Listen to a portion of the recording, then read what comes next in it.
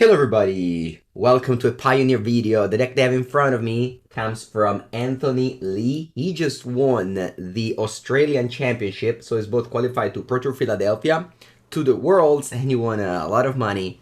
He's the co-host of our podcast with me and Javier. He's the player that helped us so much in this time. I'm so happy to finally see him winning in the competitive circuit, qualified to important tournament.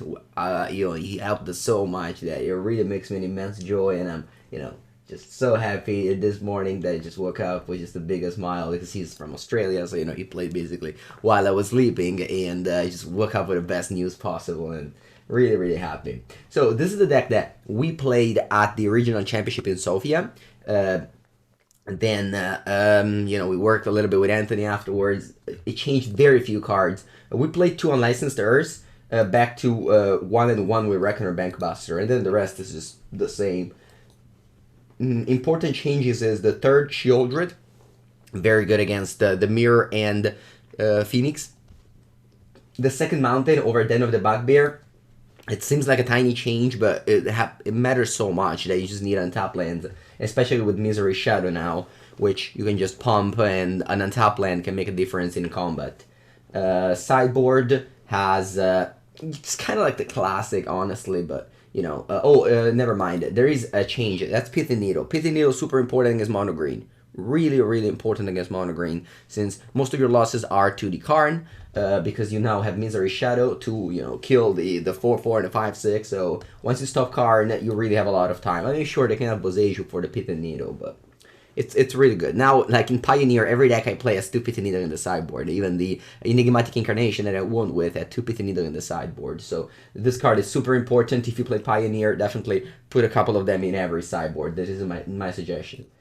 But yeah, Rakdos had a great performance in the Australian Championship with, I believe, 3 Rakdos in the top 4.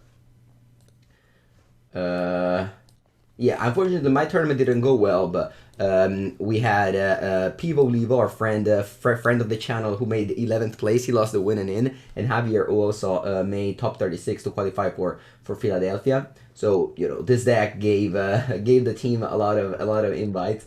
My tournament went in a kind of a weird way, as I played against a lot of strange decks, like 2 Atarka Red, which, if you lose the die roll, it's not the best. It's not not the greatest matchup against a Groove Vehicles, which is pretty bad.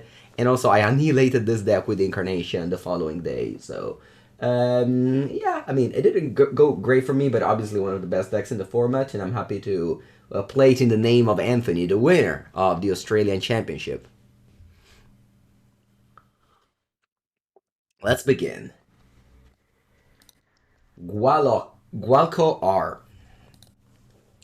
And that's the thing with competitive Magic. Sometimes, even in your not success, you just find so much happiness in your friend's success, and which happens very often. That you go to a team of a lot of people, and I'm gonna go Hive here.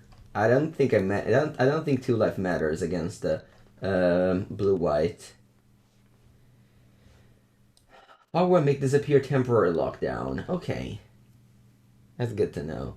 I'll take make disappear. If they want a temporary lockdown, ooh, they have Kaihera as a companion. All right, good to know. If they want to make a temporary lockdown the Bloodtithe Harvester, it's fine with me.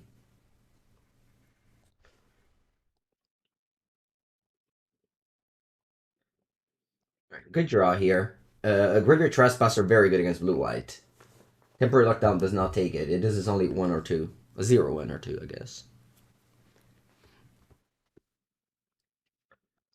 Alright, let's see if they go Temporary Lockdown. They don't. Alright. Let's attack.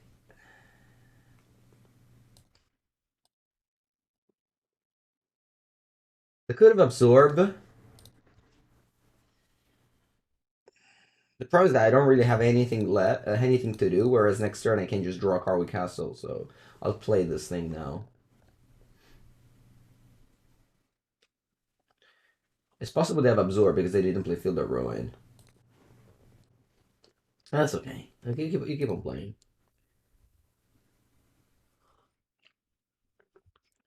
Hello, Tolueno. If you had to put a percentage in skill, deck building, and luck, talking about Magic, how do you divide it?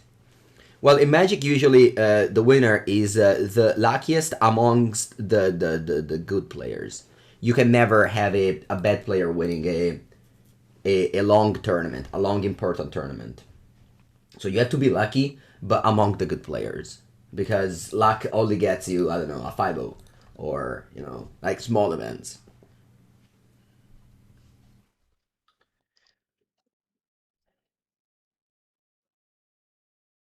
I just draw a card of Locthwain.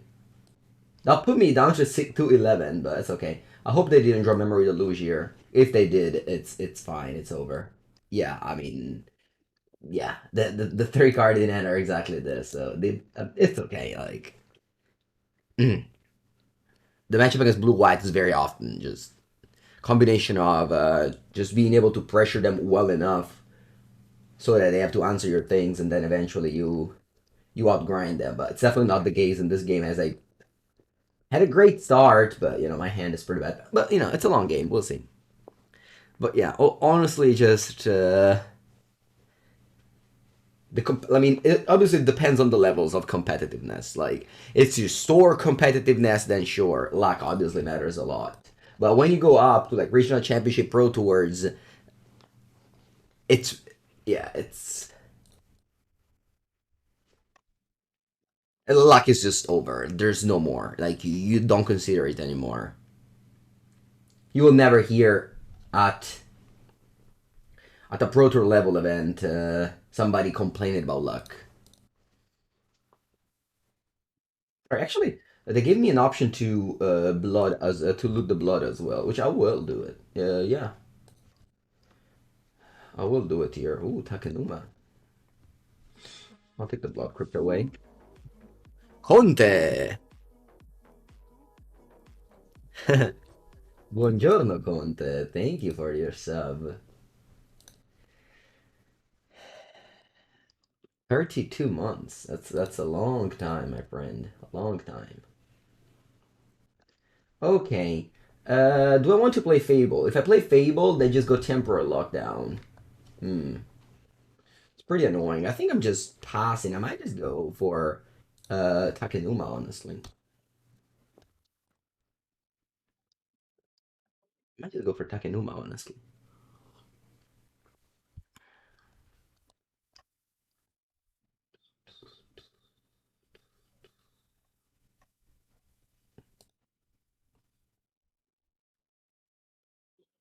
Yeah, Farewell and Temporary Lockdown. If you enjoy some Pioneer content, are you playing any Magic these days? Okay, they passed.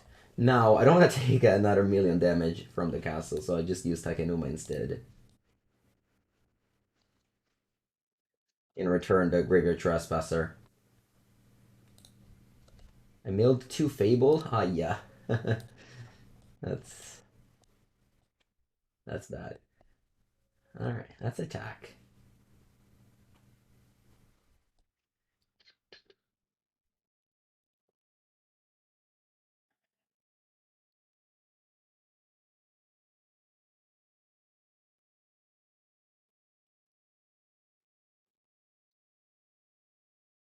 Are you countering this? Nope. Yeah. Alright. Don't think it matters what I take. I don't want to play Fable as they have Farewell in end. Let's see what's this end of turn. Shinsor. Sure. Is my deck weak against Planeswalkers? Uh, my deck particularly, I wouldn't say no. I would say no. You have a 3 Dreadbores and creature lands. Dreadbore is mostly for Karn or Kiora. Wow, they passed? Crazy.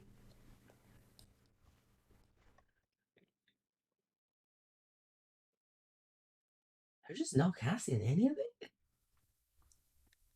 Where are you? Not at home? Yeah, I'm at home, yeah. Settle the wreckage. Ooh. Sure. Okay. Not a card you see every day.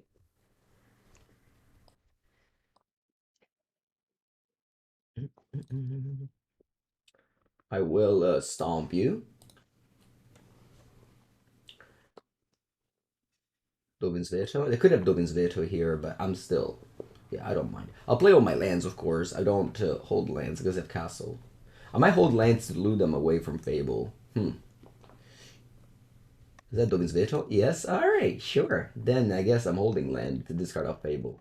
I was thinking that would just... Yeah, it makes sense to Dovin's Veto that.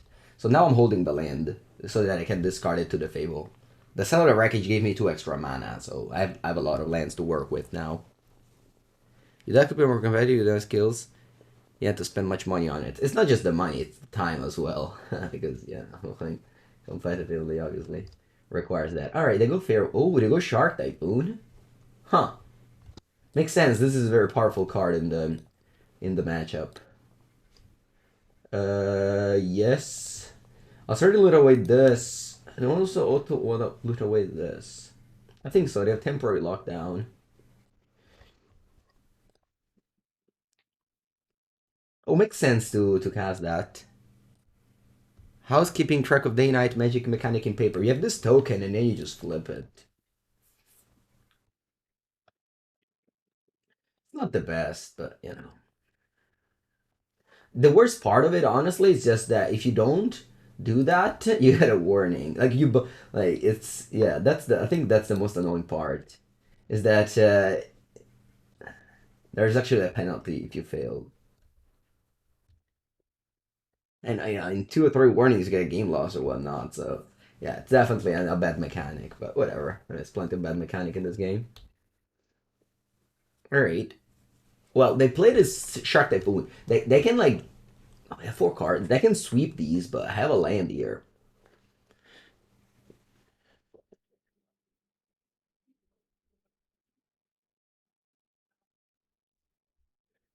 Good old Rakdos versus Blue White to begin your morning Sunday morning. What's best? Hello, Affliction. Let me draw a card here. I'll crack the treasure. No worries. Take 3.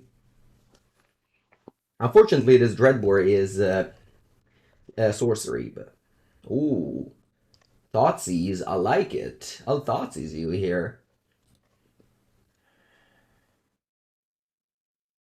What you have?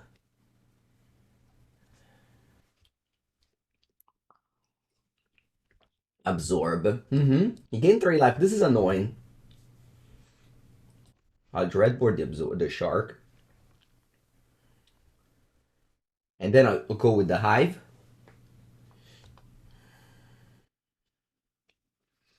They have temporary lockdown Farewell in hand, and another card. Kahira still in the companion zone.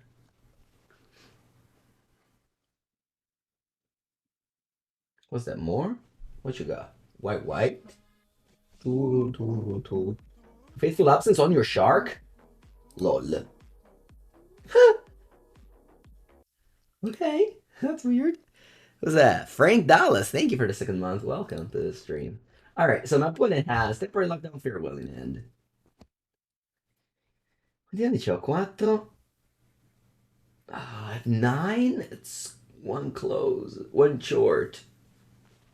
1 short. That's okay though. I go Dreadbore here.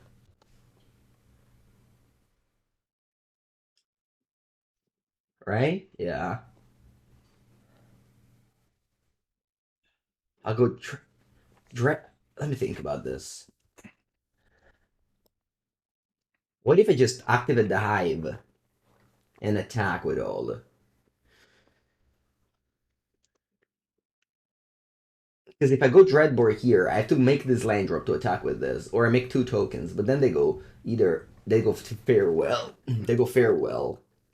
But like if they go Farewell, they still die to my Hive. Let's say I go Dreadbore, because I know their hand, it's these 2, so they draw a card off a clue here.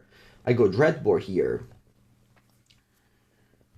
Dreadbore here, play land, attack. I put you to 1. You go to 1. Then you pay 6. And then you just die, right? The only out is Field of Ruin. I think it's alright. Buongiorno, Ale Draco. I think it's alright as a play, so let's go Dreadbore again. Land. Unfortunately, I have to play this land. And then I put you to 1. Also March. That's true. I didn't think about March. I did not think about March. Hmm.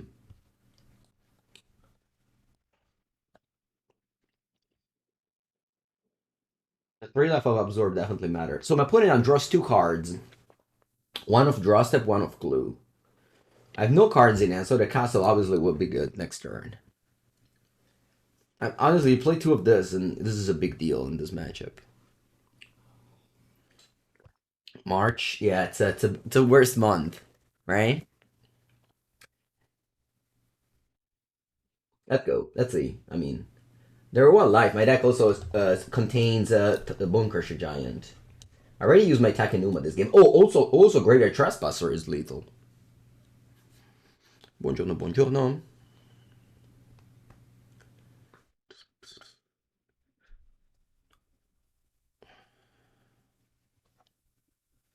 What format will be in Philadelphia? The Pro Tour, it's going to be Pioneer again. So a lot of Rakdos action there as well.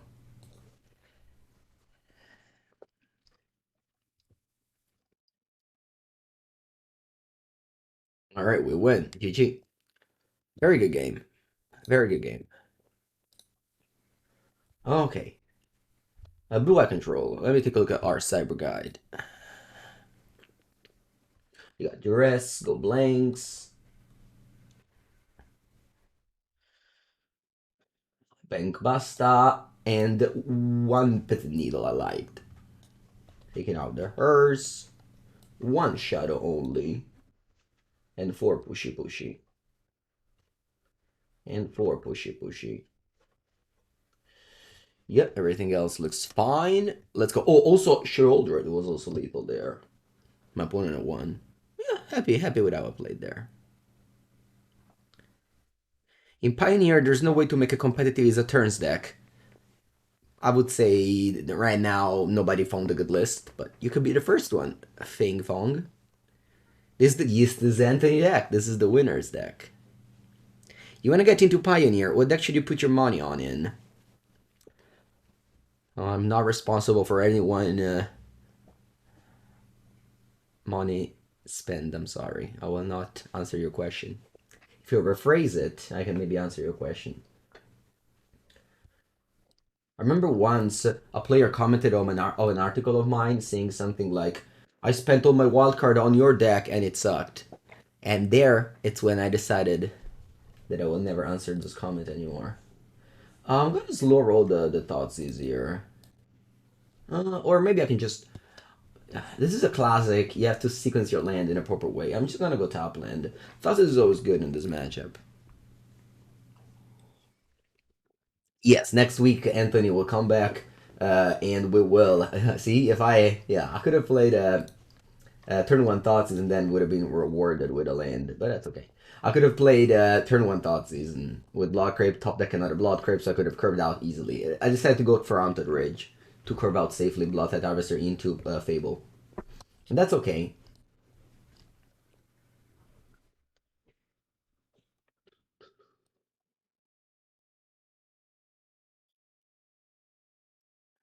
You want a proxy deck? Which one should you start with? So in order to start a format, the best way is always to play Thoughtseize. Playing Thoughtseize decks limits your mistakes because you see your opponent and things like that. I'm gonna play Thoughtseize before playing a land because I want to play a top land here. Just save 2 life. So yeah, Rakdos is I think a very good point.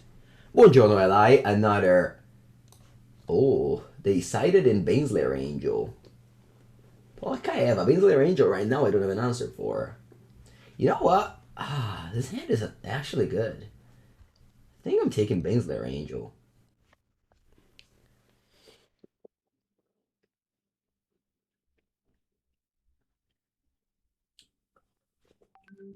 Oops, sorry for not muting what's up.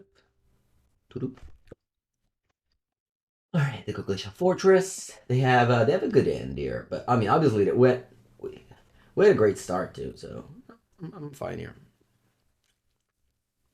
For example, in Modern, it's Rakdos Scam. I think the best place to start, and in Pioneer, it's this deck. I mean, obviously, a super expensive deck. So the answer was they foretell double card.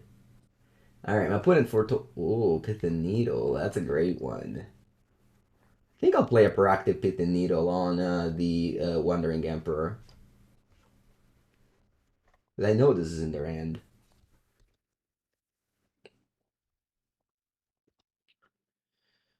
Usually you want to wait for Pithing Needle, but right now I literally know this is in their hand. And like, I don't want them to play this and have an ability while this is in my hand, so I start with this. Yeah, exactly. If money isn't an issue, then yeah. Unfortunately, Magic main problem it's how much cards cost these days. So you know that's something. But best deck in Legacy to start with. Hey. Oh, that one answer is 8-cast because you know that's just super fun. It's good. It's fun. There's no reserve list card. My answer will always be 8-cast in Legacy.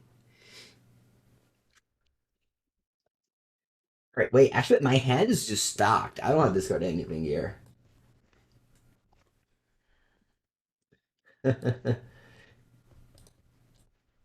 3 Fable. It's a lot of Fables. I wonder what this foretell card is. Maybe another Behold. I'll stonk you. Not play a stonk.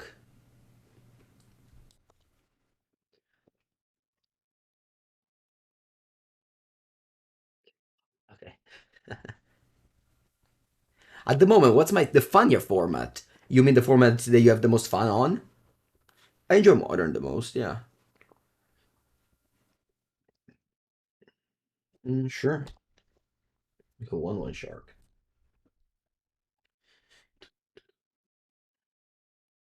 A second vintage to proxy. Right now, I don't enjoy playing vintage very much, so I don't know. I only loved vintage when Blue Mirror was everything and was the best deck and the most fun deck. Right now, there's way too many Bazaar and Workshop deck. I really feel it's not great, but you know. So I suggest you to find other avenue of playing Magic. Good Sunday, Todes Guk. Don't know why so much hate on Pioneer lately. Mostly because it was a format that was forced into the player rather than just a format that was, you know, just players would enjoy and play. Anything that's forced, it's always like it's when your mother and father force you to eat, I don't know, greens, and then you just hate greens for the rest of your life because they forced you to eat them. So stuff like that. I think personally, yeah. All right, you pay 5. That's the Ferone. Okay, Elspeth Orcaboya. Elspeth chat.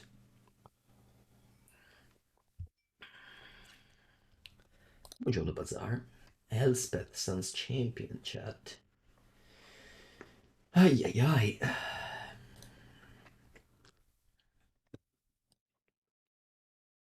Let's attack. I'll play double Fable or not? No, probably not.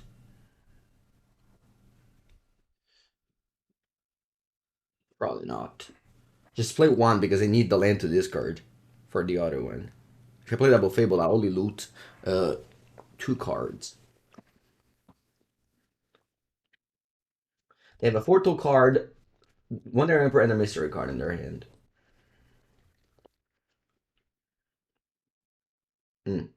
Weird block, but okay. I guess they really wanted to kill all the creatures. Pass.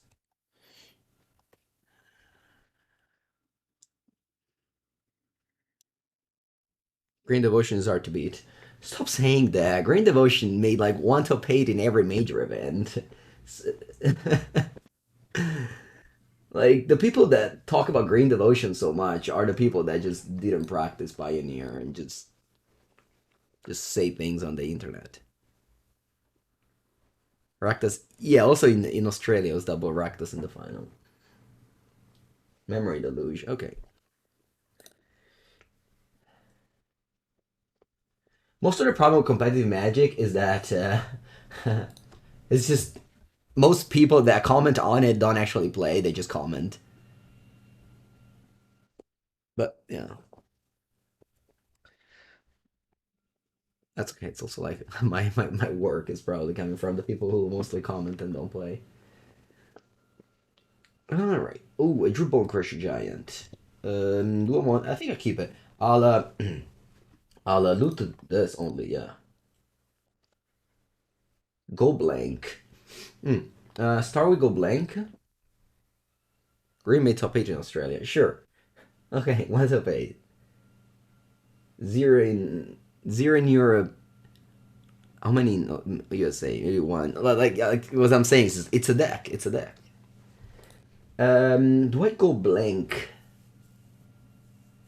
Alright, let me just do this first. Because this is just a nice start. It's free. It's free mana. Then I can go blank.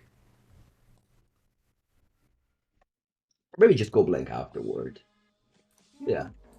That's attack first. Laurent and Nguyen. Welcome to the stream. For the 9th month.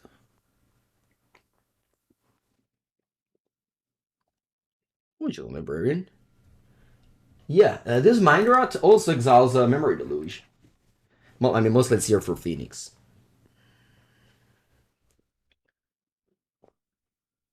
It's fine to go chump chump chump. I mean, it's probably the right choice since the Bonecrusher can threaten the Elspeth. And then I go blank you. A card that would be like incredibly bad right now. It's the Farewell. Farewell just destroys me.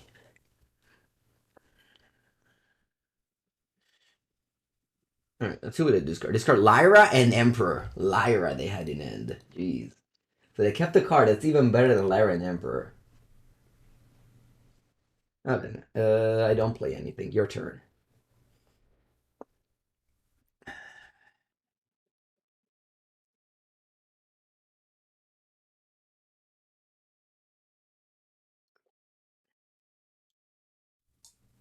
So we got rid of both Lyra and Baneslayer. Lyra, Baneslayer here. Hopefully I don't have more. As those are heartbeat. 4. Supreme Verdict. I love it. No,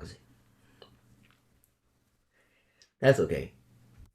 I mean, it's very hard to deal with this card.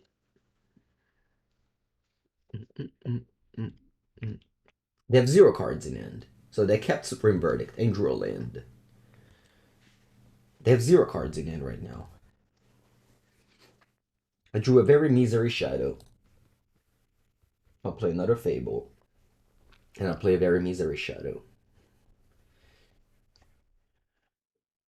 And I hope my opponent floods, I guess. Hope they draw Pithing. I hope they draw Wandering Emperor. But 3 Dreadbore to deal with Elspeth. And Elspeth has been in play for 4 turns now. Don't surrender that easily.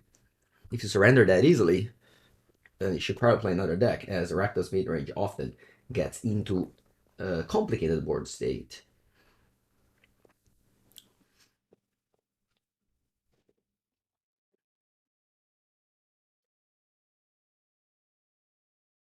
It's like they drew a card. Looks like they did not break. Are they cycling Shark Typhoon? Main phase? Starname Unleashed. That is not a brick.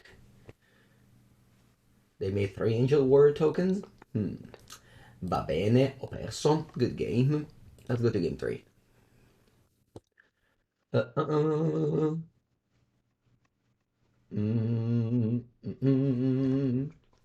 okay with me. Let's go. On the play. Sphinx's Revelation. Cool. Sphinx's Rev. That's an old card. I'm playing standard format with it was a banned deck with Restoration Ninja, Traktas, and Sphinx's Rev. Ramp and Grow as well, because you needed lands. You needed mana. Alright, would you like to play first? Yes, I would.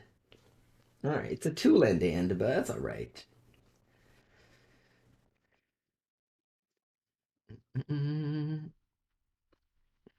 Etherling. Yeah, I played Esper Etherling with Sphinx's Rev and Etherling in PT San Diego 2012. 2012. It was a block constructed Dragon's Maze. Dragon's Maze. What was the set? Dragon's Maze? And then? Oh, Gate Crash and Return to Ravnica. Right. Was that a standard format where you're splashing the Folly and Drown near the band? Maybe. I don't remember exactly that, but maybe. I'll start with Duress. I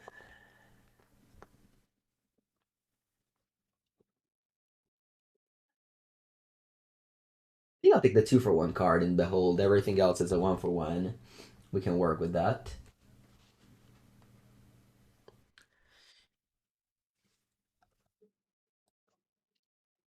Unfortunately, missed the land drop.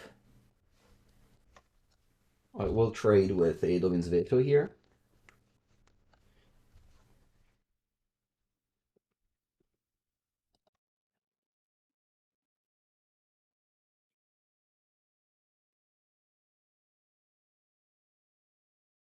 They have a Saw Comment, Fateful Absence.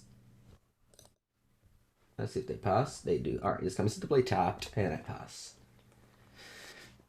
I would say that most of my losses at the regional championship happened because my mana base came into play tapped. I vocaled my concern to the mana base a couple of times, and I was like, yeah, it's kind of it. Like, it's Pioneer, it's a dead mana base format. And at the tournament, I kept on having like games like this. And I was playing against fast decks all the time, so I just lost so many games because I was always one turn behind every turn. And, you know, at the end, all these things adds up, and you just, lose games. You cut the second castle. Yeah, I mean, it's not just the castle. It's the Haunted Ridge. Again, we cut one end of the Bugbear for a mountain, but you still, like, draw the other 3 late. It's just, you know... I can definitely say that I lost against Gruul and Attacker Red because... games because I had top land. Our opponent decides to make this play. I was hoping they would counter, but, they just went for the clue instead. You want to splash green in this deck? I already can't fix 2 colors in Pioneer. I would not splash green.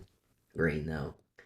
I'm gonna go Thoughtseize, and then I'll crack a clue. I mean, one of the concerns that I have Pioneer is just that the mana is so bad you can't even fix 2 colors. Mostly that is my concern. I will play 25 lands and still it's not a good mana base. Terra? Okay, go. Does this deck also actually want Sulfurous Springs? Well, I play only 1. I can see playing 2. I believe somebody played 2. I don't remember. I saw a list of one person playing 2. We get into the late game where, blue-white can draw big cards. But now we have 2 Dreadbore, so if they draw a Lyra, Banesley, or Elspeth, we just killed them. It was you? Nice. Yeah. 2 Sulfurous Springs makes a lot of sense. There it is. But I'm just dropping bombs, as they say here. Something will stick. They have the castle, so. Where's the deck list of Australian in Pioneer? This is the list of the winner. If you go to MTG Melee, you find every event. MTG Melee is a very good website to find the events that happen. You go to MTG Melee, you go to deck list, and then you find the event in the list, and then you click on it. It's very good. It's definitely I mean, when it comes to website, people always go MTG Goldfish, which, it's a fine place. It's very well done and well designed, but it takes like every event, which I wish I dislike. Whereas if you go to MTGO decks on Google, you'll find all the MTGO tournaments events. And if you go to MTG Melee, you find the one that happened on MTG Melee. That is my preferred way to search deck lists. There's not on MTG Melee? Alright, I guess it'll be time for your friend Mangu to show you how to Google things. So you go to Google, you write MTG Melee, you click here, you go to decklist database, standard, you go to unless then scusa, Pioneer. NZ Sydney Super Series Finals. Boom! Anthony Lee, this is the deck that we took. Alright, Mangu, show you how to Google. You're always welcome. Alright, they have all of the Storm Giants, but my Sheoldred has a disenchant. Let's go for a Thoughtseize. I want to see your thoughts. Super Mango, always Super Mango. Mango show you. You can go Field of Ruin on my castle. Absorb. Alright, keep your secrets then. Do they have the... Do they have the Sheoldred, you think? Sorry, the Emperor here. I don't want to attack.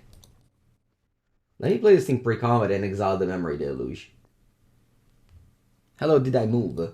I didn't. I would never move.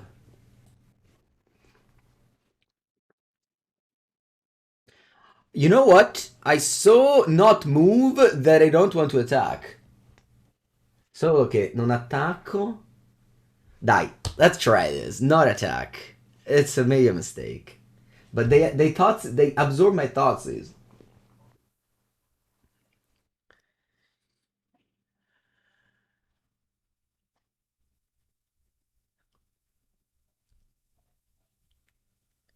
And if they go Memory Delusion of turn, it's bad. But I think they have Emperor, right? Okay, you make a token.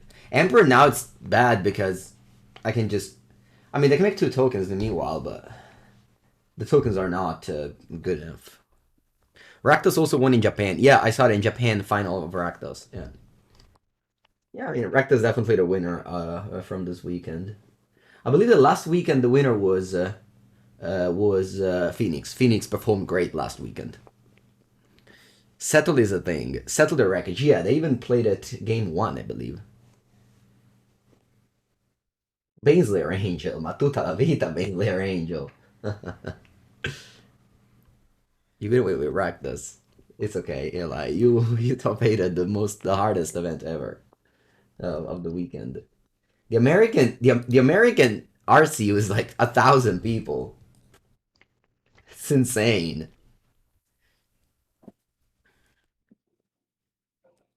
You saw Rakdos running 2 Mutavault in the lands. I mean, they can do whatever they want. I barely can play fix my colors as it is. Floran, thank you for gifting a sub. Welcome. They have 1 card in it. Let's begin by Dreadboring the Baneslayer Angel. And now the Emperor has 1 loyalty. This means that they can't... Right, so if I attack with Trespasser, they can double block it. I think it's bad. I don't want it to happen. I'm just drawing a card of Castle here. So I'll attack only with Sheoldred, the Emperor. And I pass. Draw a card of Castle. And now they can have another Sheoldred. Sorry, another Emperor. That's fine.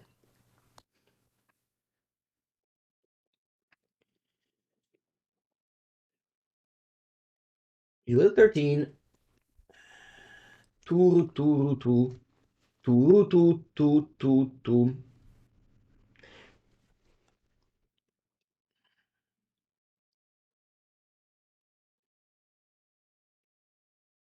You pump your token. Okay, so this is on 2 now. Next turn, they can't exile a creature tapped. They should have Field of Ruined my land. I don't think they have the window, though. I think they always were tapped out. Okay, this is first strike, but yeah, life total definitely not a problem right now. It's good to have this because if they don't play a spell, this becomes a 4/4. Oh, they play a spell. What is it? Another Lyra? Teferone! Va bene.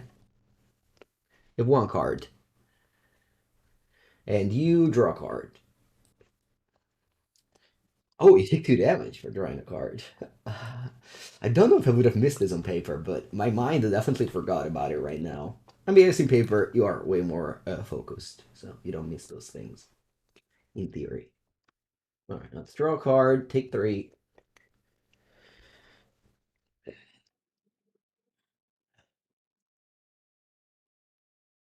Another Sheoldred.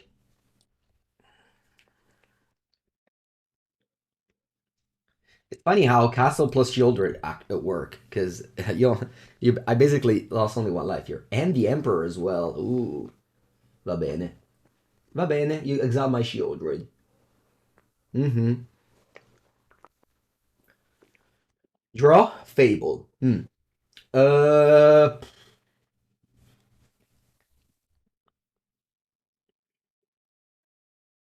Well, 1-2 trade. I think so. The Samurai is big here. I think I'll trade. Attacking the Wandering Emperor.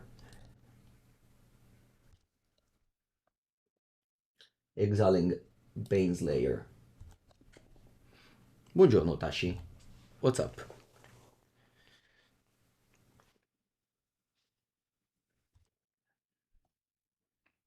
Allora, facciamo un bel Dreadbore here.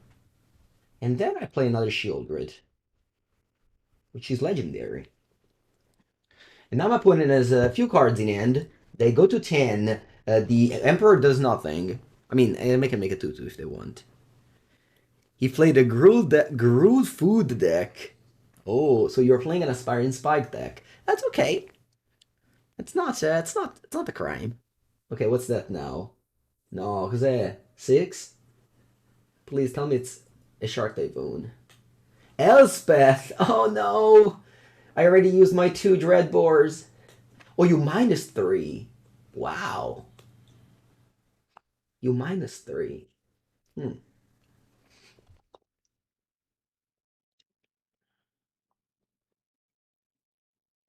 Fable. The Trespasser. I'll exile Sheoldred. A pass. I should exile Bonecrusher, not Sheoldred. I'll hold the land for Fable.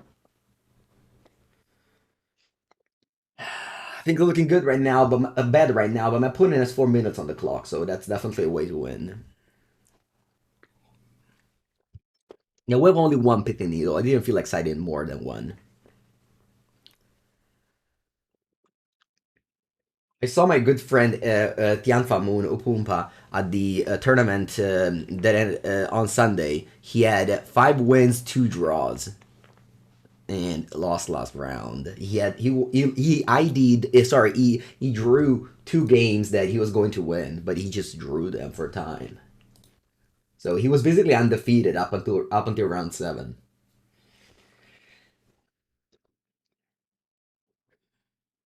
Right, 1 card in it only, and they have the Hall of the Storm Giants. I think I'll play land, and I'll draw a card here.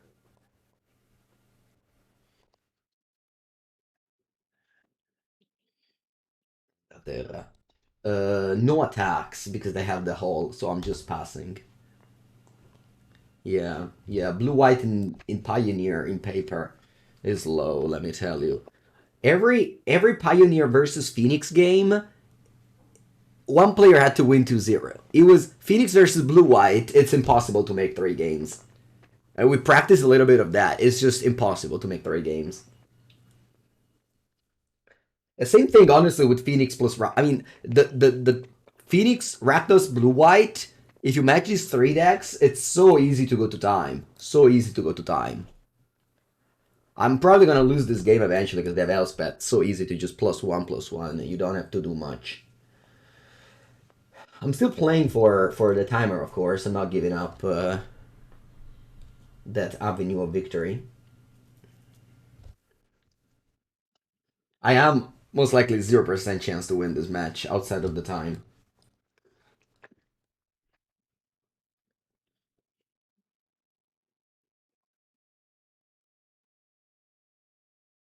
Yeah, I mean, you have to have the confidence to hurry up your opponent, but it's not easy to do that. It definitely takes a seasoned pro like Nassif to do that.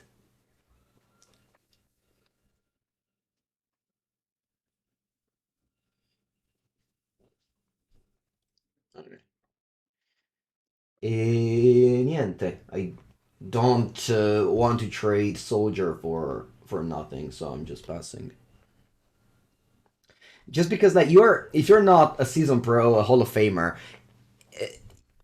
sometimes you might just be afraid to tell your opponent to play faster because it's a difficult game, or maybe because also you are thinking a little bit too much, so your opponent's being like, what, you just finished thinking for like 2 minutes, for like 1 minute, and now you telling me to hurry up, you know what I mean? So you have to play super fast, and then you also have to play.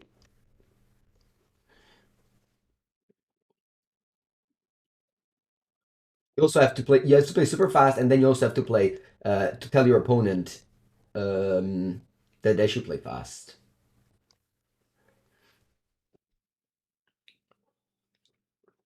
Yetgas Bowl. This is the deck from Anthony Lee. Oh, the Supreme Verdict. What do you think is more fair, MTGO Clock or paper? Well, MTGO Clock is the fairest, of course, but it's impossible to replicate in paper. There's no time limit in Magic? Yeah, there is. It's 50 minutes. Yeah. 50 minutes, they finish quickly. And then you also have the shuffling, you have, like, I don't know, sometimes people just arrive at the table late. Yeah, no, my opponent will definitely kill me in 220. That's okay, good game. I believe overall this matchup is closed. Yeah, no regrets. I think it was definitely a good match. All right. I'll take a bathroom break. Round number 2 against the Nectar. Let's go, Nectar. On the draw, my mana base is alright. I start with a Tapland on turn 1, and then an Untapland on turn 2, and then an Untapland on turn 3. So my mana base works right now. I'll start with Castle Locthwain. I play against Phoenix, so I don't think I need to push any 2-drop there. Or rather, if they play 2-drop, I can safely just go push next turn. It's not... Repeat Crackling Drake, so I'm guessing it's not... I'm guessing it's not Phoenix. Yes, exactly. It's maybe the deck that plays 8 Pyromancer. So I'll just go ahead and Bonecrusher this.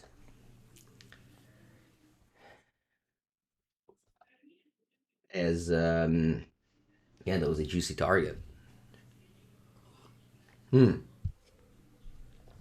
That's it? Young Pyrogo? That doesn't seem good. I'll go push. And I'll go Harvester. And I'll pass. No land, but that's okay. Does my opponent play an answer to Sheoldred? Because if they don't play Phoenix, no Lightning Axe on the horizon. Maybe they play Roast. But maybe they just have to point 2 removals below it. Consider they found the land because they left the card on top. Mountain. I think it... this... not bad. Let's attack. I don't find a land, but it's alright.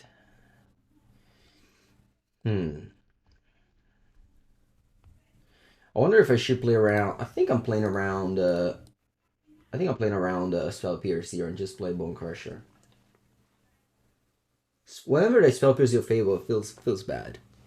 I don't know my opponent's list, but I'm assuming they play Spell Pierce.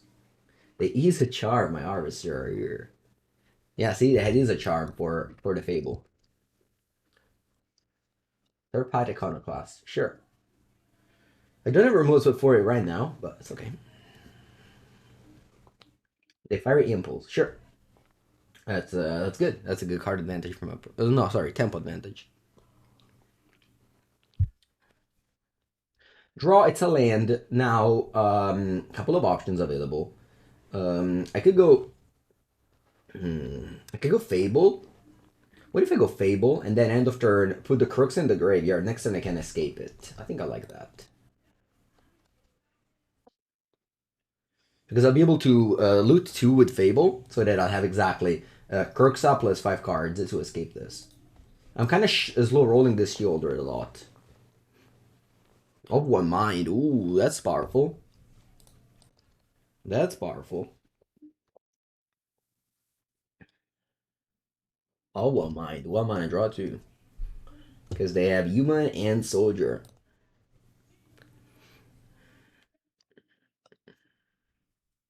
Build your own treasure cruise.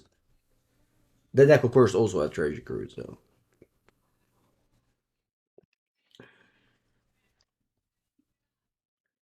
End of turn. This got Kroxa, draw a card.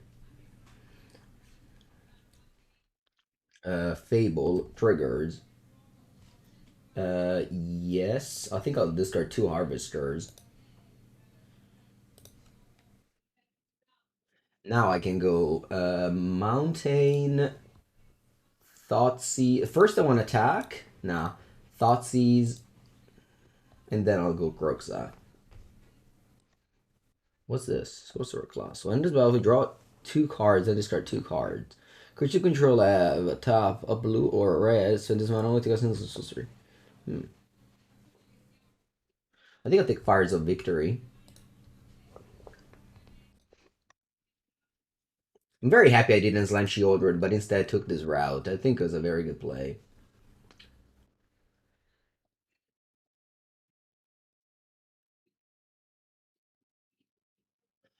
Though, maybe I just go. Considering my opponent hand, and they just have cantrips, I should probably just go Sheoldred. Yeah. What's gonna happen here is that my opponent will just have a hard time against this Sheoldred. Because they have only cantrips, so they have to take a lot of damage to answer it. And while Kroxa is, great, of course, yeah, I think Sheoldred just single-handedly wins this game. As my opponent has to draw cards to get out of it. And in the meanwhile, they lose a lot of life. And then, then Kroxa comes down, so, yeah. Alright, so we have, what, go blanks, so Rending Volley kills Crackling Drake and Third Path Iconoclast. It doesn't kill the Spyro. License Stars.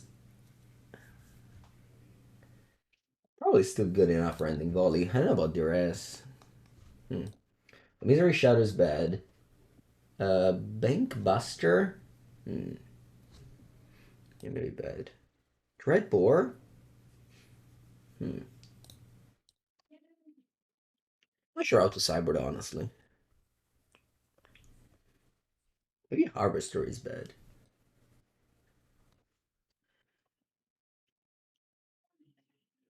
I just want maybe a remote. Extinction Event actually sounds great. Huh? All the threats are even. How many do you all want? 3? Sure. Take out Kroxa? Nah. Let me take out Hearse. It's a little bit hard to sideboard, so I'll think a little bit more on it. But yeah. No, obviously you can't follow the Blue Red Phoenix Cyber Guide when it comes to my opponent deck, so. Alright, all again. Have to keep. I'll bottom a land here.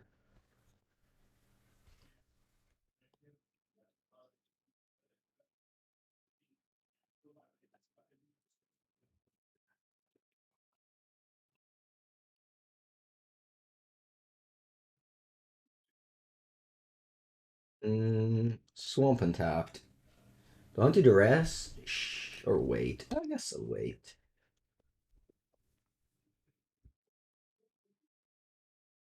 It's important there to put back land and not spell. Definitely a common mistake, I think. Alright, now I'll duress.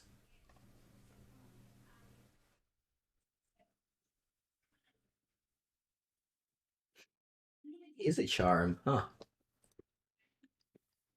Okay. I waited on the rest because I felt like maybe I want to have more informations and not necessarily need to do rest or one in Pioneer. Maybe a Fable. Pyro, okay.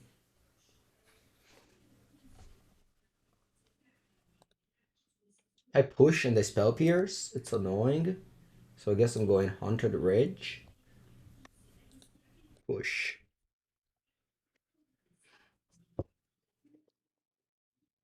Okay, sure.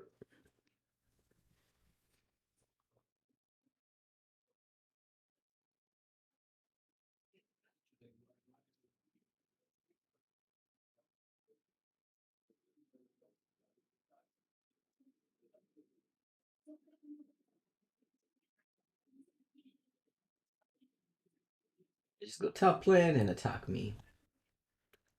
Maybe a little bit too many removals.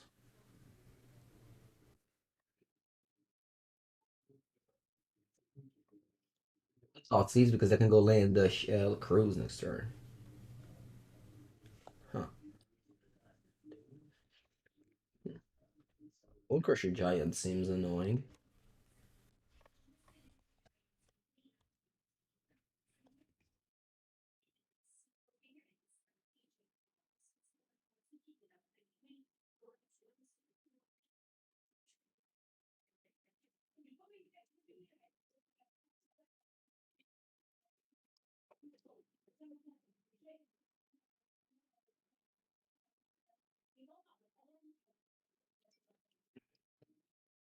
Right. Doo-doo-doo. Powers of Victory, it's good. Maybe I should have taken that. It's a card advantage card. And Bonecrusher. I mean, I guess the problem with Bonecrusher is that I don't have an answer for it yet. Ooh, Kroxa. Lovely draw here. Kroxa's very good. Very, very good. Some clean card advantage for it. Also triggers push if I kind of wish I discarded the fires now. Alright, this start opt.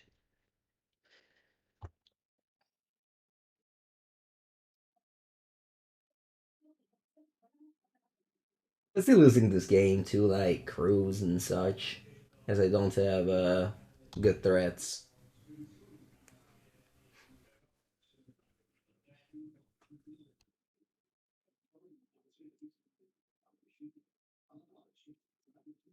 Yep, they start going off. I'm not gonna use push or volley. I'm gonna use extinction event here. Extinction event gets rid of all the tokens and the part Enterpath Iconoclast. Hoping they don't have a spell pierce. Okay, 3 cards in hand. That's funny. 3 of this in a row, sure. They were filled very well with their thoughtcasts. Right, no spell pierce one time.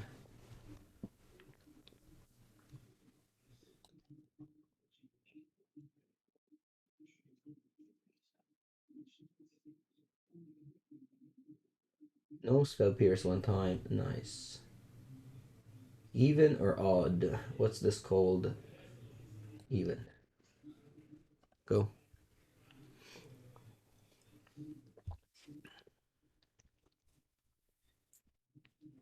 They rebuild.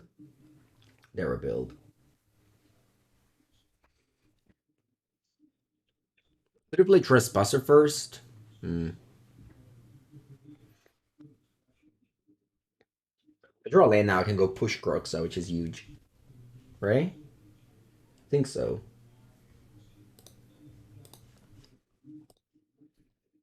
Push.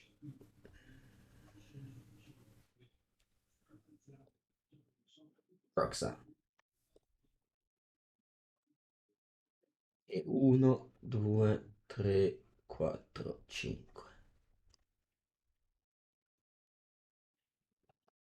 Alright. Discard. What do I discard? They have 4 cards in it, one of which is a fires. They still have never drew a cruise in these games, which is unlucky. Alright, discard a land. I guess they had a land, yeah. In here they can go 5 mana fires plus any shock.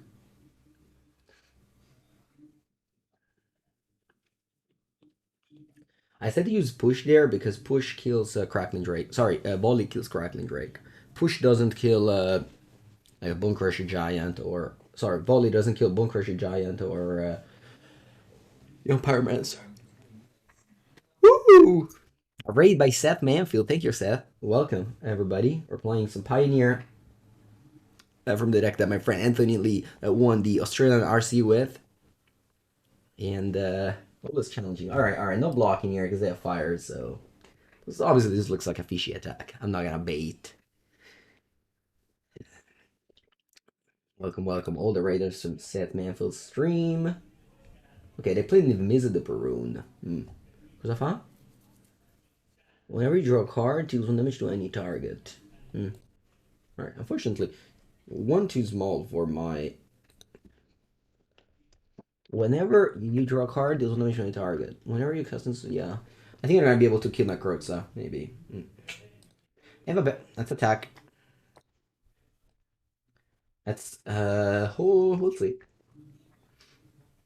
The discard fires. Wow. Your 2 cards must be very good. You take 6, down to 9. What a greedy attack this was. What do you expect me to block there? Alright, let's go Trespasser.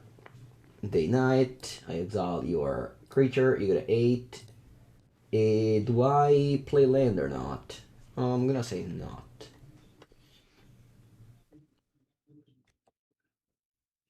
I have the Niv Mizzet going off now. Probably. I can see myself losing the game now. Usually when they untap with Niv Mizzet, you don't escape it.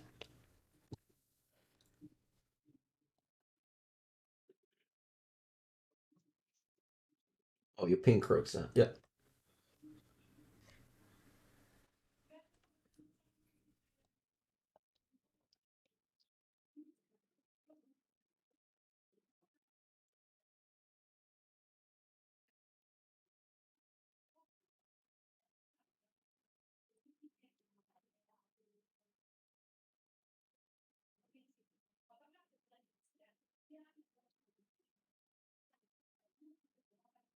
Hey, what's this? Another Fires of Victory kicked.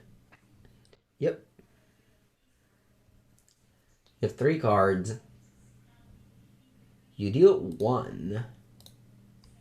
And then that resolves, you draw a card.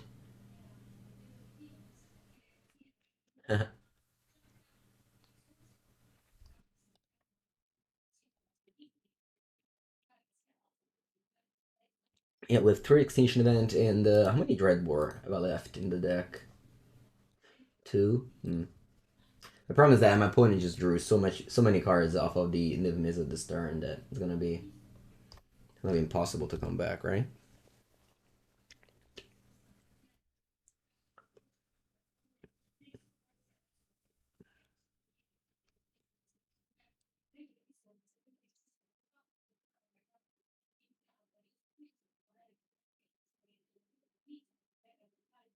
They don't attack with Niv Mizzet. Okay.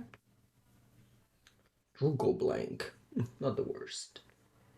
I was thinking about attacking with the Hive. I kind of want to go blank though. Look at the Hive. You think they block the Hive? Probably. Yeah, I think I have to attack with the Hive. And Trespasser, of course, as well. Another creature? Yes, sir.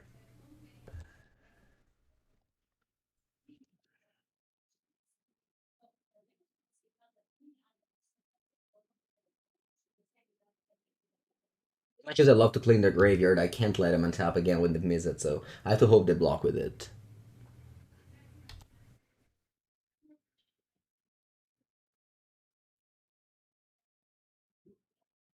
Alright, good.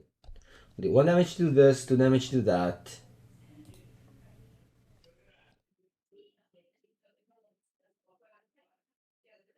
Then I'll go Sokenzan, Rending Volley here. You draw a card. Put me to 12, and you're on top with 6 cards. Most likely losing, but at least we got rid of the Niv Mizzet. Go.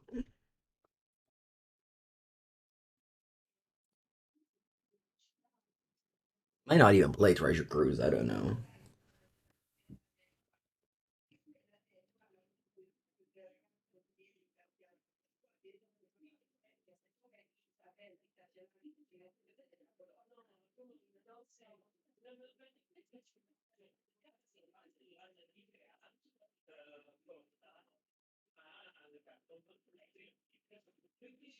Pyro. Oh, they have crews. All right, never mind. All right, Impulse here. You have to discard a card. I don't think it's a problem. You probably have a lot of lands. Oh, actually, they discarded Holobstrom Giant. It's not a bad land there.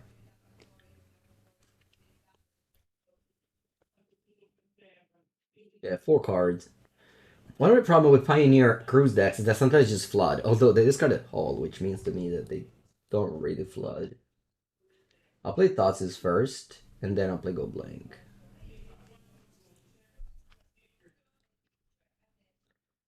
Bonecrusher Giant. It's actually once again annoying, I think.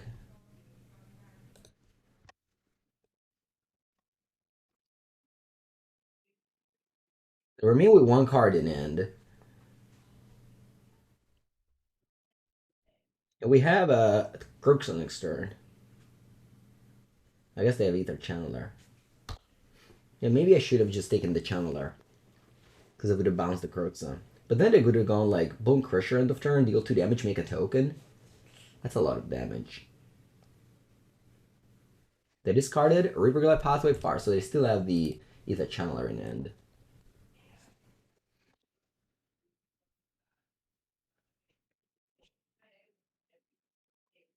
Boxing with Shadows. You set up play against Drawn with Creativity. It's fine, yeah. If you're afraid of the Stone Brain, you can play various different threats. Okay, my opponent remained with 1 card in hand. It's the Ether Channeler, so the Crucible will make a discard. They should definitely play it. But they don't. So what I'm doing here is escaping Kroxa so that they discard the Channeler. And I'm at 6. I can block this, go to 1. They draw land, they lose here, because I make a discard with Kroxa, take 3, and then Bonecrusher Giant kills it.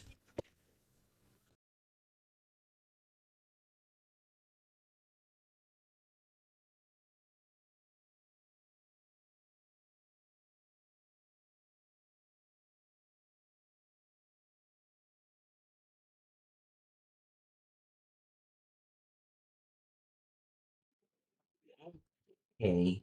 I'll keep draw. If they break here, if they draw land, we win. If they draw a spell, depends what it is.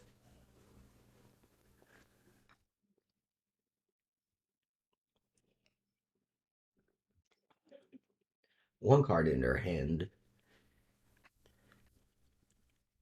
The Nectar. I think it was, this game was definitely my opponents to lose. They had all the cards to win it. Hmm. I got a 4. Even just not playing Bone Crusher every time I thought Thoughtseize that was a mistake. They passed? Well, I'm attacking here.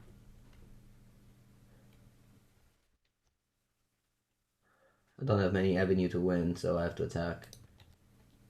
Alright, Triggers goes into stock. What you do?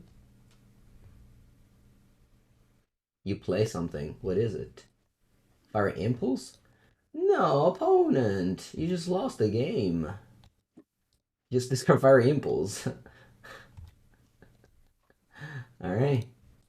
Well, Magic is also made by wins because your opponent makes mistakes. And you take those since it's important that those wins exist. You should always try to play your best, but you're not responsible for your opponents to play their best.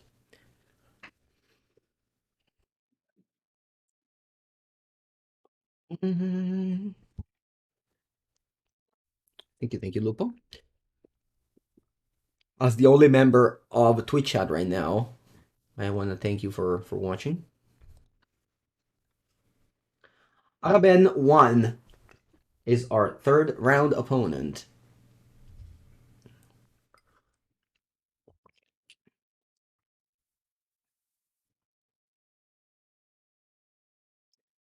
We got Lens Spells, That is Equipo.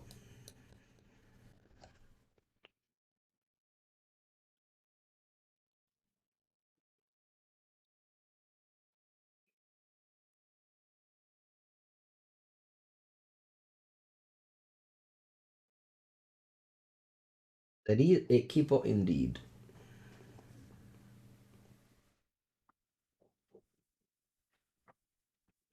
Alright, am I going to 6? Botanical Sanctum. Oh, that's Lotus Field. Alright.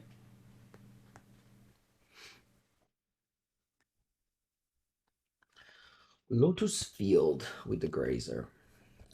Scrying with the Temple.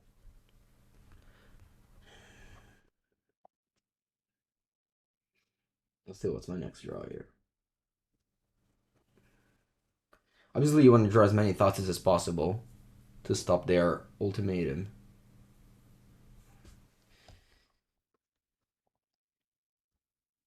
There was a joke recurring from when we were playing Incarnation that when's the next Sunday Murktide?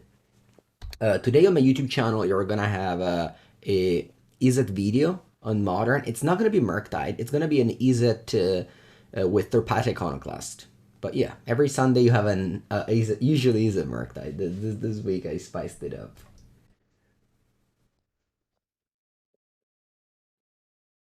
Alright, let's play the Harvester. They already have a Lotus Field in hand that they picked up with Sylvan Scrying.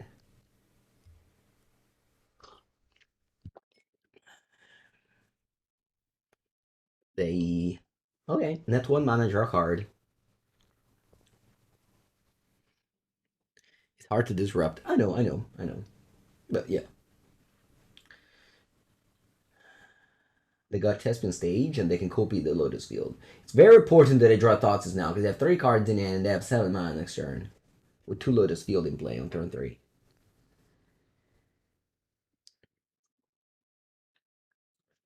But I don't. Fable.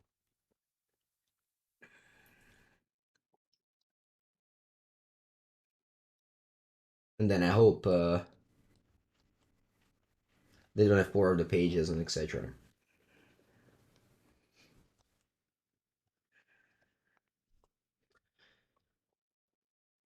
Three.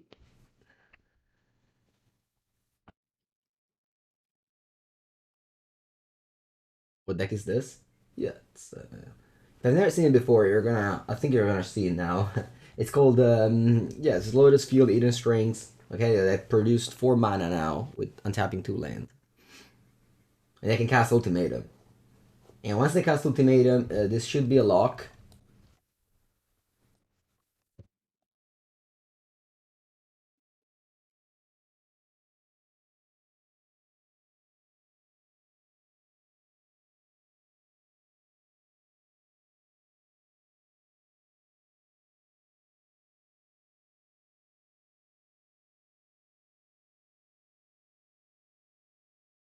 Okay, I will shuffle in the deck Omniscience and leave you with Peer Through the Abyss and Behold the Beyond. Behold the Beyond.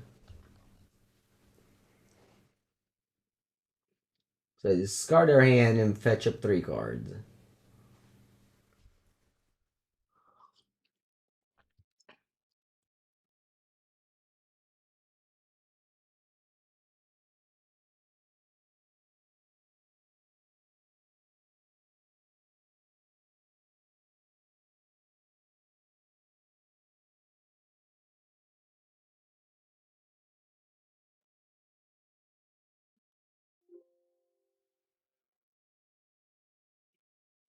And they have 25 cards in the deck.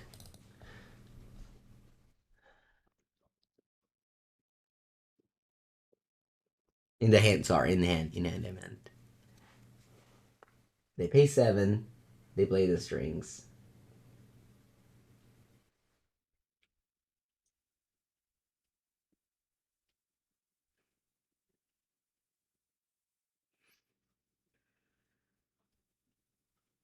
They play Omniscience. I think they usually win with casting to approach of the second times twice. You want Leyline of Sanctity game 2? Does this thing targets? Why do you want Leyline of Sanctity?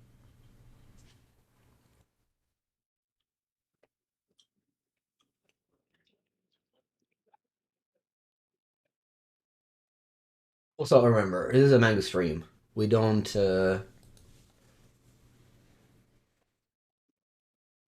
we don't we don't play ley lines. Okay. Let's go.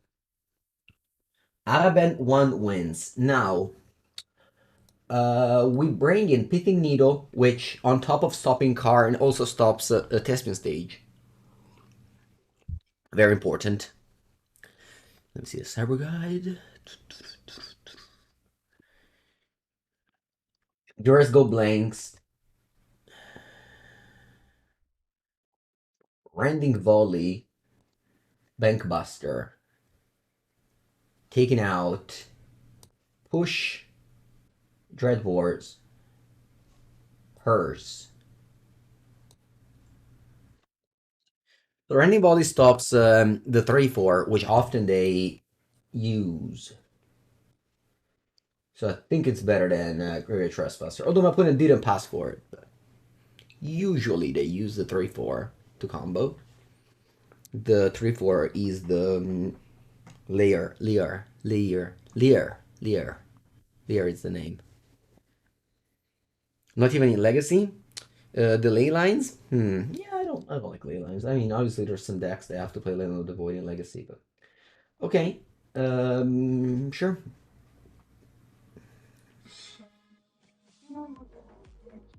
Brick Masterflex. Thank you for the 3rd month of sub. Welcome to the stream. 3rd month. Thank you, thank you. Alright, let's start. Dan, go. Well, special 61 over there. Go turn 2 Blood Crypt. I always start with Dan because if you draw 2, just, you know. If I draw Hive, now I can go Hive. It's important that you sequence your land correctly.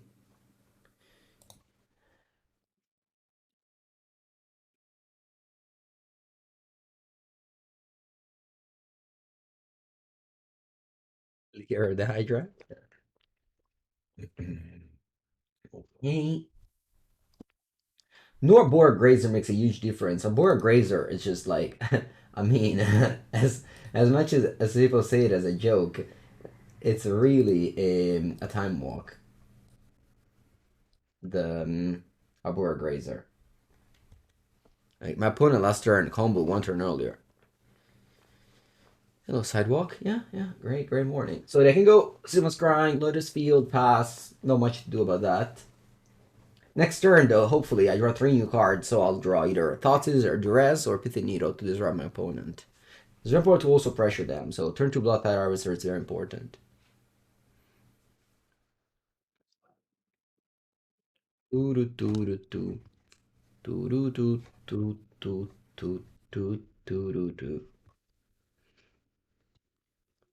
Looks like Javier just woke up and found out about Anthony winning the event.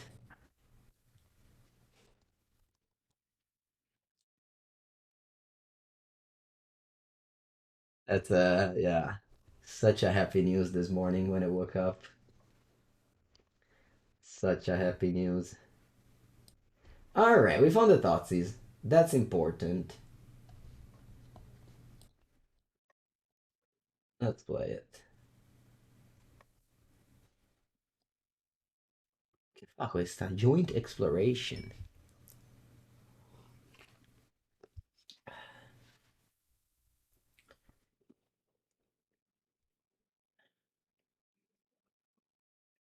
I don't think hidden strings.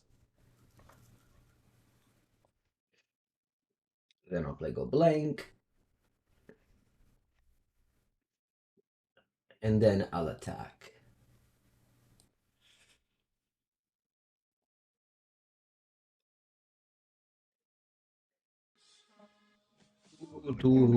Temple of Mystery, Failed Wishes. Zanna, buongiorno, 7th month of sub. Thank you so much. What are your considerations on playing Go Blank versus Thoughtseize first? That's a good point. I should have maybe played Go Blank first. Hello, Sidewalk. Yeah, we'll ask Anthony about other financial advices. He loves those questions. No, he doesn't. Alright, let's begin by cracking a blood.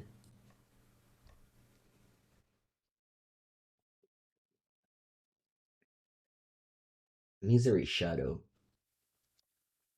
And then let's continue by attacking with my team. Hoping that my opponent doesn't combo me or loses next turn. As this is all I can do. And this is really the matchup. Like, you have to pressure them in order to kill them. 1 or 2 disruption. Timely disruption. And yeah, that's it. How do you feel if Anthony had only 1 scoop for Visor Gelato? What was the joke here? I don't remember. Because he got 1 scoop, I told him to get 2. It was a question, not really a point. No. It was a good point. You should first let him decide, and then Thoughtseize. This is the thing with Liliana Plus and Thoughtseize. First Liliana Plus and then Thoughtseize. I just, yeah. It usually doesn't matter, but yeah, it might matter. Alright. They make an extra land drop? What does it do here? Oh, they don't have it. Okay, so they have 4 spells in hand. Oh, good. I know they have Omniscience. You said 1 scoop is for children 3 ages ago. Yeah, 1 scoop is for children. But I mean, I know it's different. What's that? Scream Verdict? No. It still died to the end, so. Mastermind's Acquisition. Wait, you have a card that gets out of you here? No way, right? What's that, 9 lives? 9 lives! How did I call this card? Alright, I guess I did. I called 9 lives. It was not on my bingo card. Allora, what does 9 lives do? If a source will damage to you, prevent the damage putting a shot. Whenever when it leaves the battlefield, you lose the game. Okay. Va bene. Allora. Let's begin by coping the Goblin Shaman, because that's free. Just cast Bonecrusher? Oh, it dies to stomp? I forgot about that. That's true.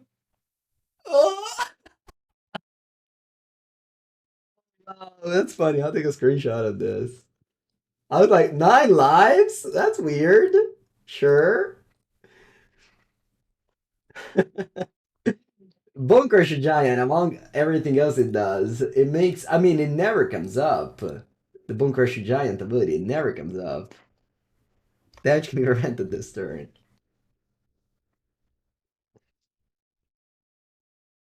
Carried by chat again. Indeed. I might have lost this game here. I might have lost this game because I would have just attacked.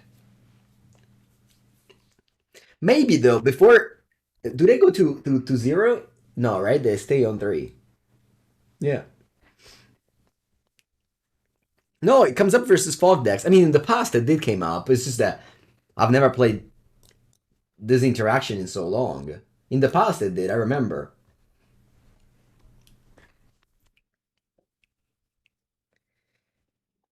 Same thing with Questing Beast. Questing Beast and Bonecrusher lets you go through the fog. If I'm not mistaken, what does Questing Beast do? I don't remember. Va bene. I still don't know if I want Rending Volley. Maybe they didn't play Field of Wishes. Now Last of Summons used to be popular. Yeah. Lens player with Glitch on Chasm? Sure. Yeah, Questing Beast. Yeah, Questing is the same. PVDH, how's the initiative testing going in Legacy? Yesterday I picked up my 8 casting hands. Is just so fun. I love that deck too much. So I think I'm gonna lock it in. I'm gonna lock that deck for the element. Alright, Thoughtseize and go blank. You go on the side. You go on the side, Thoughtseize, and go blank. As we can't target our opponent. Go.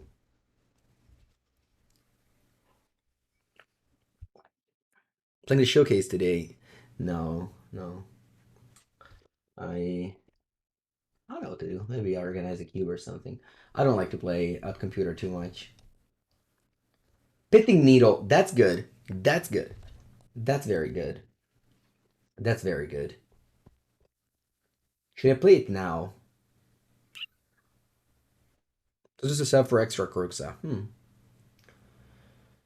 I kind of want to play Pithing Needle now. But maybe this makes my opponent... The problem is that if I draw a land, I want to play a Fable. So I can't play Pithing Needle anymore. Yeah, I think I have to play Pithing Needle now. Come si chiama? Testing Stage. And I don't want to Thoughtseize myself yet, because I can't just discard 2 cards.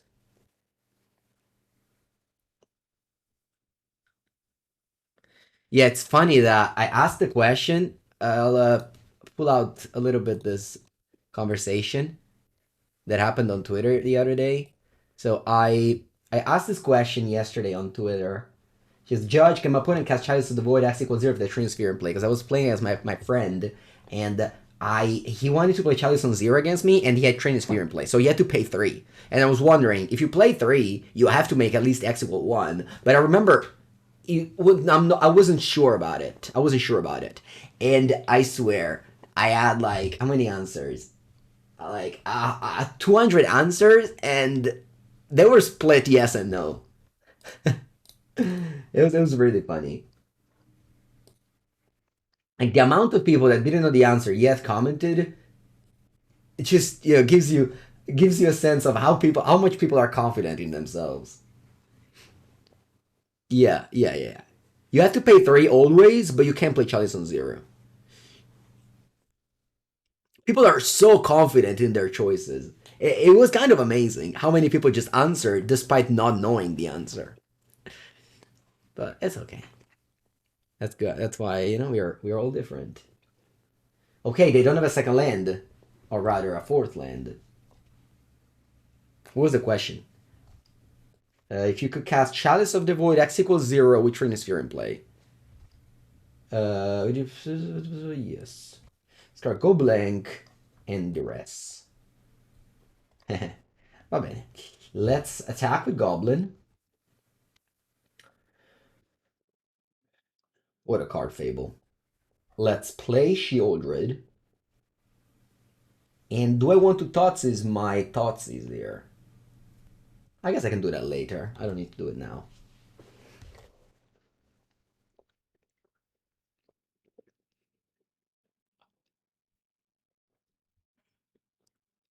You do that at work all the time? What do you do at work all the time, Chaining Bonus? Cast Training Spheres? Sheoldred can win the game. Sheoldred will be helpful, but I think Pithing Needle also can win the game. Pithing Needle, I mean, it's so important because the way they go off is by playing one Lotus Field, sacrificing 2 lands, and then they go Testament Stage, copy, copy, copy, and win. Isn't keeping Thoughtseize for looting purposes. Well, yeah. No, sure. But I have to draw Fable. You say answers confidently about things you know nothing about. What are you? Who are you? A teacher? Is that being a teacher? The job?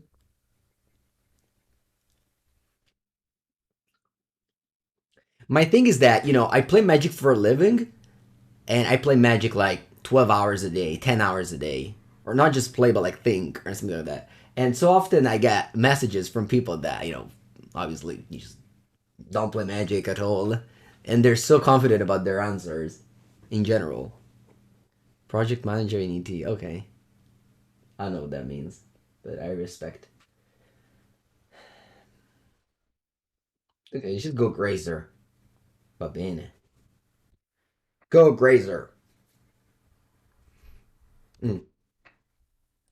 Let's attack with my team.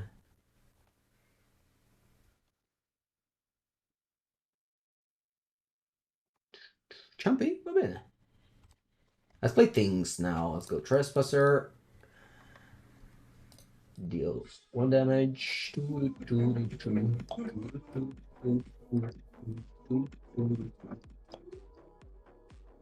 Damage do I have? 1 million. Opponent is dead next turn. Welcome, Caleb! Hello, everybody! Welcome to the stream. Hello, Chenny Moons. Thank you for the Prime sub. We're playing some Rakdos Midrange, a deck that won the Australian Championship. We are also facing, hopefully, a lethal board state. They're tapping my treasure. Va bene.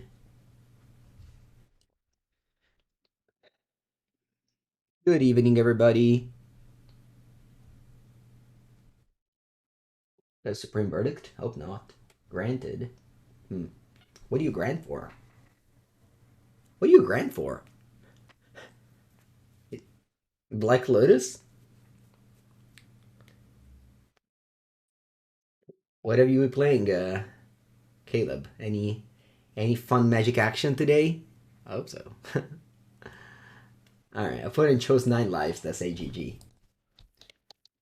And once again, the correlation between Land of Sanctity and losing continues. One day, it will be stopped. But today, it's not the day.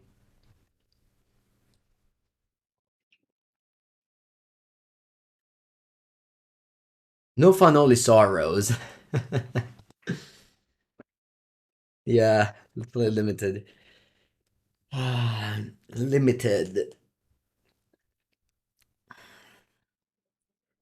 When's the Christmas Cube coming on Magic Online? I think in their deck they play 9 lives just as a survivor card. But the Bonecrusher Giant interaction was fun. Until late December. I guess Wizards hates money. Although Wizards doesn't usually hate money. It's really weird how they don't push limited. How much they don't push Cube. I guess Cube is like they don't make that much money off of Cube, so they wish the people play other formats. I don't know. It makes little sense. It'll be around for 5 weeks though. Okay, 5 weeks.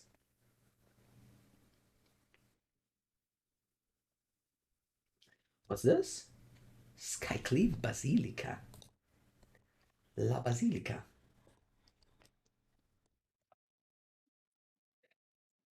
What is playing Angels? Most likely. Is this Jada? Bishop of the Wings. The Bishop of the Wings.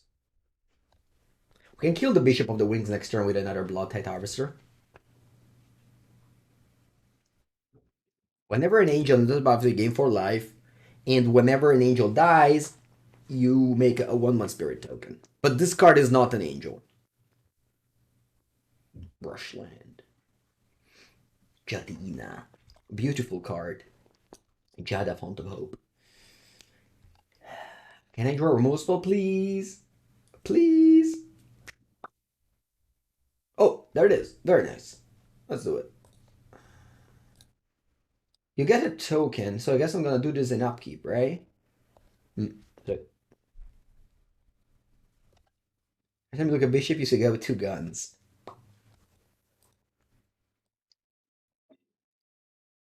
Let's kill Jada. In upkeep so that the token cannot attack. You have an RCQ tomorrow. What deck should I play? You think of a Young Dingo Scum list in Modern? Sure. That's a great choice. Very good deck.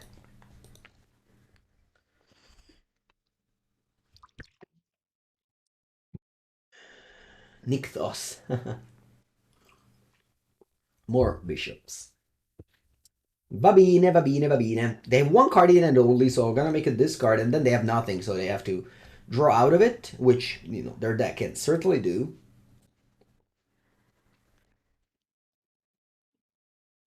They probably have a bad card in it. Oh, Skyclave, that was not a bad card. Now we're both in top deck mode. Yeah, and let's see who draws better. You saw I played with a list. Yes, you can check my YouTube videos on YouTube about Rakdos Gamma. I express a lot of opinions about the deck and the list. All right, we are dead, as my opponent is gonna be able to make one angel end of turn, which is gonna gain them a lot more lives. And I'm assuming it's over, but yeah, it's over. Okay, good game. No, no worries. You go in top deck mode, you win, you lose. You have no control over those things, so don't don't feel too sorry about those type of games. They happen all the time. Do I want a Braid in this matchup? Yes, I do.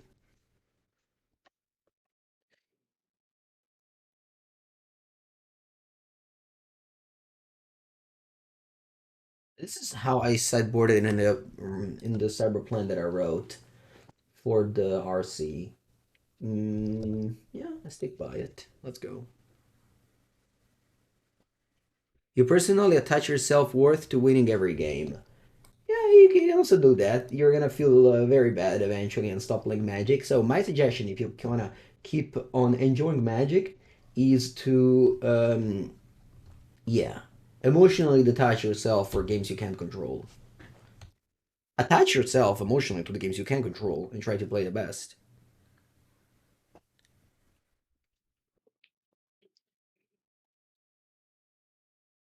Try to have good lists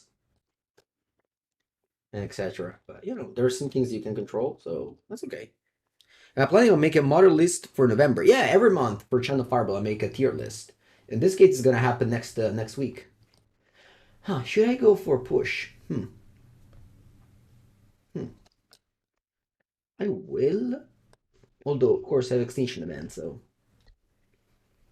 I feel like if I draw a 3-drop now, it's a little bit awkward.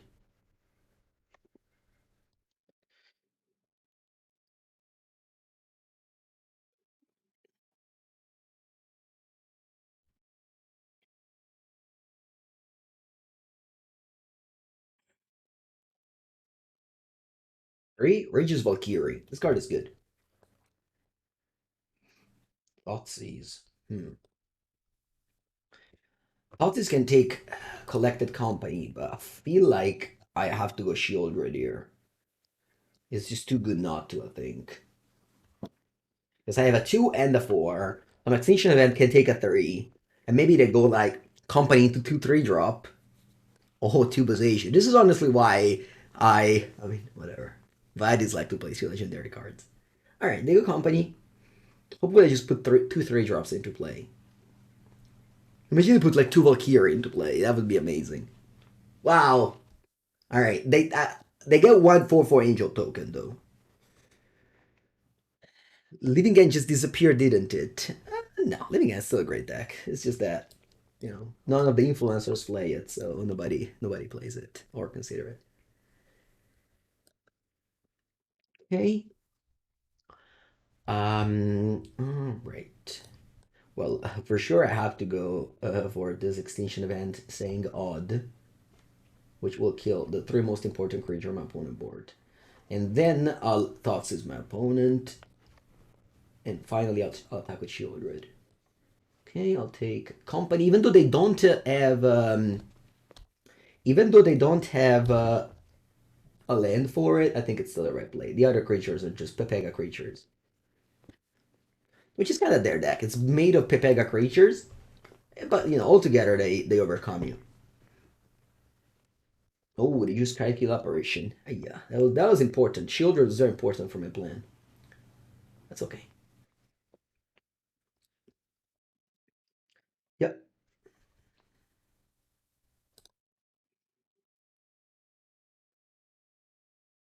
Look, this guy Sovereign tapped.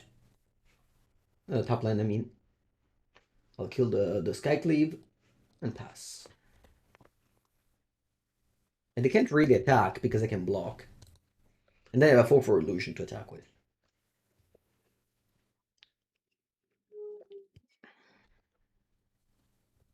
Yep, Splendid Angel. I really need a Sheoldred to gain life this game. Because otherwise they can race me.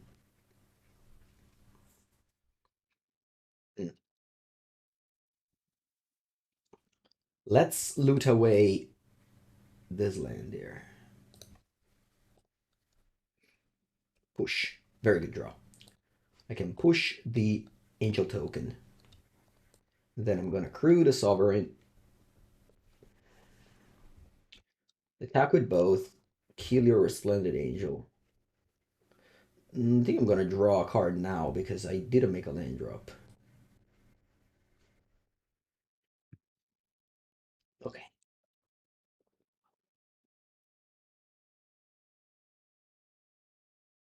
Despite they get 1 million life, they're eventually gonna go down here. That's okay. This is a extinction event. Is obviously huge against this creature decks, but yeah, game 3 is gonna be on the draw, and things are different. Like this game, maybe if I was on the draw, I wouldn't have lived.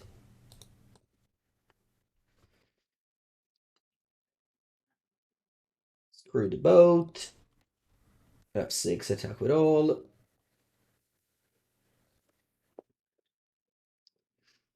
All right.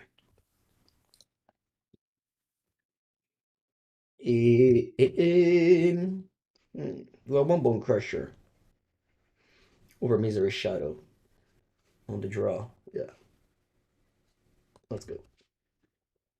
Antonio, yes, get smart. Did you see? Did you see what our friend did over there? All right, my hand's fine. Can't complain. Always important to sequence these lands correctly. The castle come to play on top of the Urborg. The Hive has to come to play on turn 1. The Haunted Rage, though. The Haunted Rage tells me if I want to push, if I want to Bonecrusher on turn 2, I have to play this tapped now. Do I want to Thoughtseize now? I might not want to. I might go Haunted Rage at turn 1, Bonecrusher on turn 2 if they play Jada.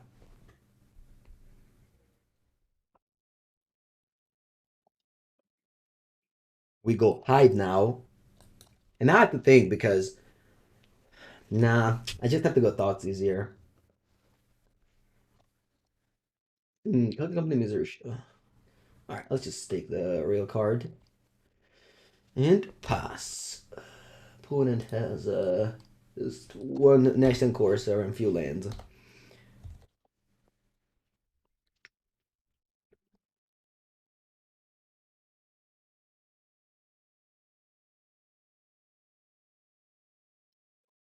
Alright.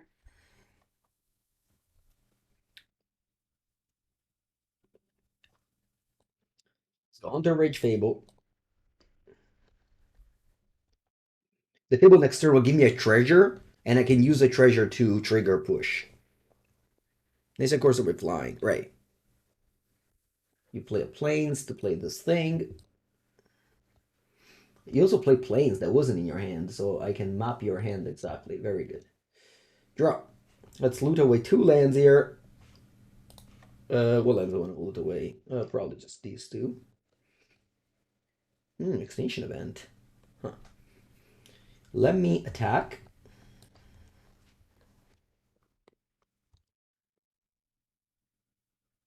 Hopefully they block. They don't. Smart.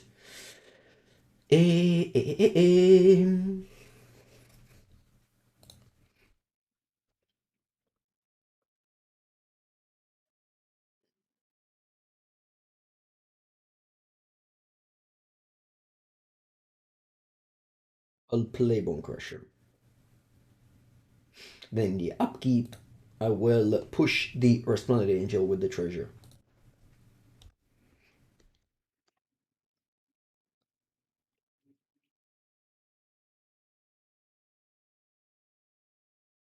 You can't wait for Explorer to align to Pioneer. So I have a theory. I have a theory on this. I don't think Wizards wants to align Explorer with Pioneer because they want to keep 2 different markets. Market on MTGO and a market on Magic Arena. If they align them, people don't play on Magic Online anymore because it's just so much more expensive than Magic Arena. So that's my opinion on the thing.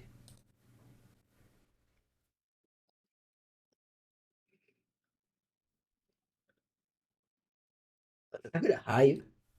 Or do I want to draw a card with Castle? I think attack with a Hive. I need to pressure them here. Since I don't have anything left. I drew like 1 billion lands, despite the Fable. Don't think it matters what I take. I do have I have cited out the other thing. So.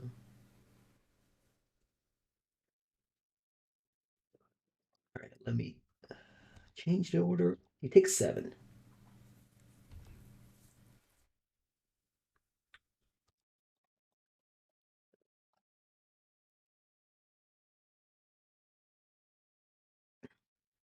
Possess you on my Fable. Okay.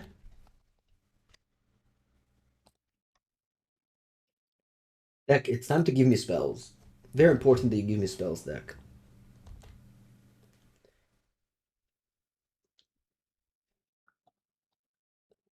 You give my opponent a Youthful Valkyrie. Okay. Bravo, deck. Well done. Well done, deck. Let's do Extinction Event. Saying odd or even. Odd is true. Even is okay. Always double check. If English is not your native language, always make sure you don't make a fatal misclick.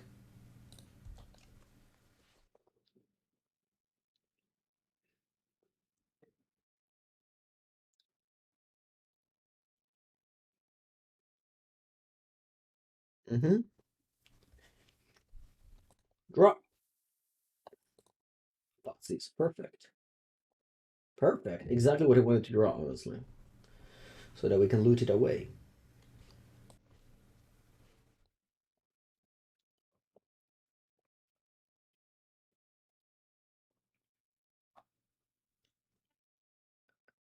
All right.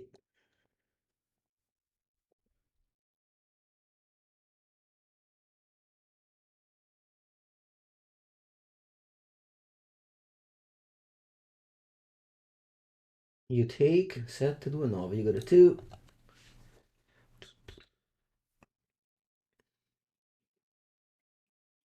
That's funny. All right. Good game. Angels, high variance deck. If you choose to play it, you have to accept the swings, and whereas Rakdos is a little bit more medium. So Rakdos is just the reason why Rakdos performs so well at the regional championships is that it's the most consistent deck out of the old Pioneer decks. Pioneer is a high variance format, so in the shorter tournaments you're gonna have just deck like Angels and whatnot do well, but in the long term, a Greasefang for example is another one. But in the long tournament, the one that lasts like 15 rounds or whatever, the Rakdos and the Izzet Phoenix deck will just be the one that races to the top, because that's just how magic works. Like the most consistent deck are the one that do well in the longer tournament. And what I shortly define as luck deck, skill deck. It's yeah, I mean I truly believe in that. And if you listen to the podcast, I believe we had an episode about it, and yeah, that's exactly what happens every time there's a competitive tournament. You played Rakdos and Floating Guard and went 0-4? Sure. I mean, yeah. I also went 3-4, and many other teammates of mine did win the tournament, top 8, top 36. There is obviously variance in every deck, just less in some. You say Merc is the most consistent modern deck? Yeah, for sure.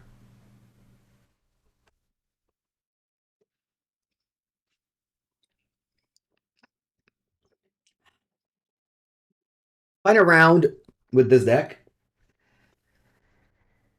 Actually, you know what? I'm 2 hour deep. I'm going to, my videos like to be 2 hours exactly. So I'm going to stop it here. I hope you had fun watching some Pioneer. This deck is great. We lost a very close match against Blue Eye Control. Then we rattled off 3 wins in a row. Thank you for watching. If you enjoy Pioneer, I don't expect to do that much content about Pioneer. Definitely needed to do it today because of Anthony's wins. And yep, thank you so much for watching.